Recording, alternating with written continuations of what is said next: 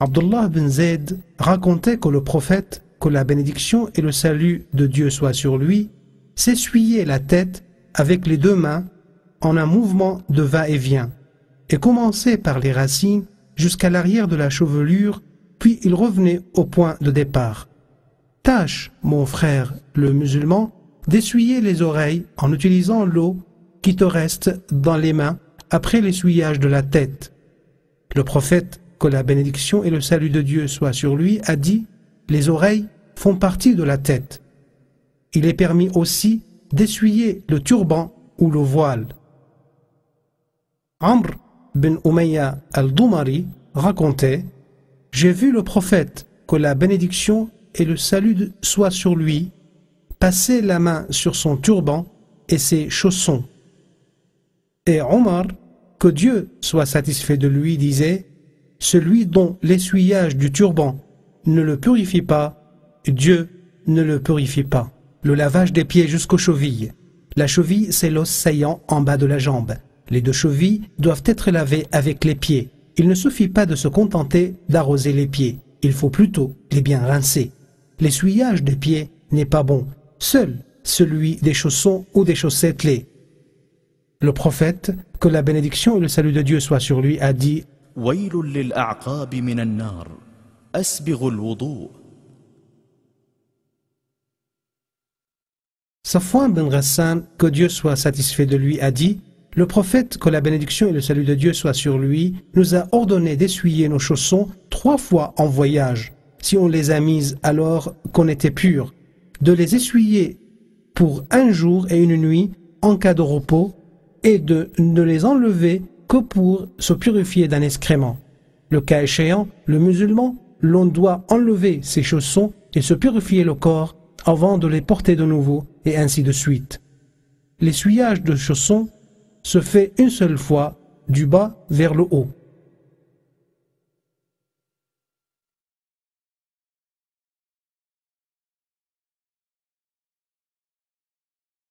Mon frère le musulman, les ablutions ne sont pas correctes s'il y a quelque chose qui empêche l'eau de toucher l'organe, comme la teinture, la graisse, la cire, le vernis à ongles pour les femmes, etc. Les artisans et professionnels, comme les peintres en bâtiment qui travaillent avec l'isolant d'eau, comme la peinture, doivent nettoyer le maximum possible, et s'ils n'y arrivent pas, ils doivent faire les ablutions à chaque prière, comme ceux qui ont des excuses. واسمعوا وأطيعوا وأنفقوا خيرا لأنفسكم. Le tayammum, les ablutions sèches. وإن كنتم جنبا فاطهروا وإن كنتم مرضى أو على سفر أو جاء أحد منكم من الغائط أو لامستم النساء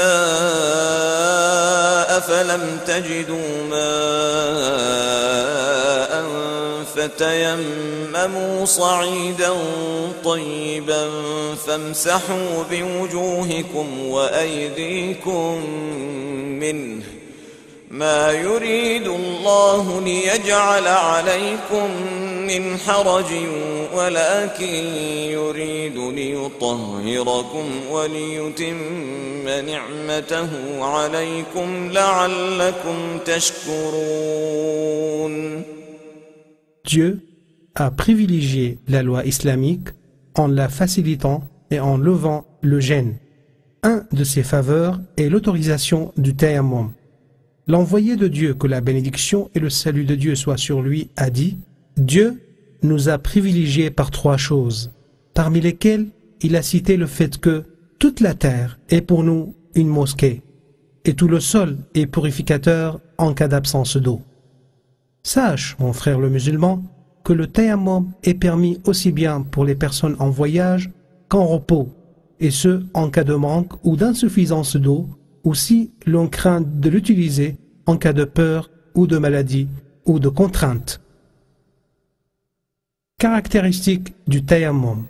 Toucher le sol par la paume de la main, puis essuyer le visage et les mains avec et dans l'ordre indiqué. L'essuyage du visage se fait du haut vers le bas. Quant à celui des mains, on essuie le dos de la main droite par la paume de la main gauche, puis le dos de la main gauche par la paume de la main droite. Quiconque de vous fait les ablutions en prodiguant, puis dit أشهد أن لا إله إلا الله وحده لا شريك له وأشهد أن محمدا عبده ورسوله verra les 8 portes du paradis s'ouvriront pour lui et il entre par là où il veut. C'est un signe de clémence de la part de Dieu envers les musulmans que de leur avoir utilisé l'appel à la prière pour leur rappeler que le temps de la prière est venu afin qu'ils s'y préparent et répondent à l'appel de Dieu.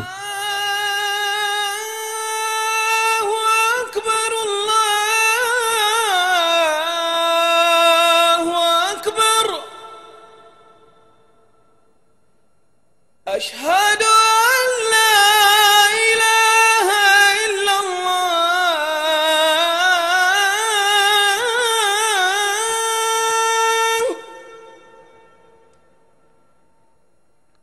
أشهد أن لا إله إلا الله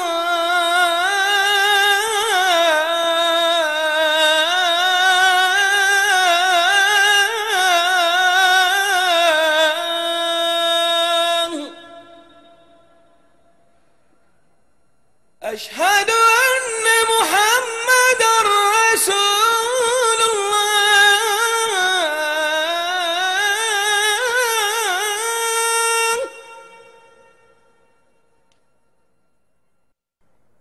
أشهد أن محمدا Cela concrétise par la répétition de l'adhan avec le muezzin, sauf lorsqu'il dit Hayya ala salat, Hayya ala al-falah.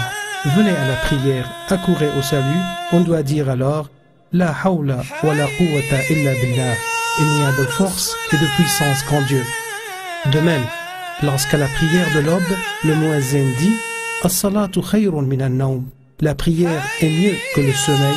Répète-le après lui, et lorsqu'il dit Qad qamat as-salat, la prière a commencé, on dit Qamaha, Allahu wa adamaha.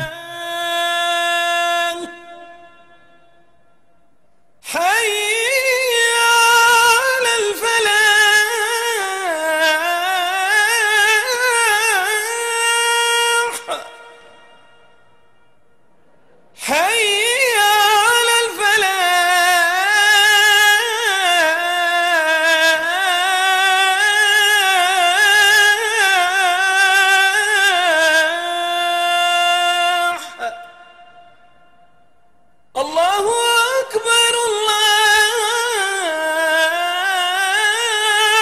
أكبر لا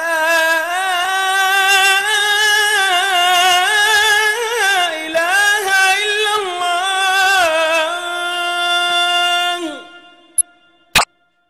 Le message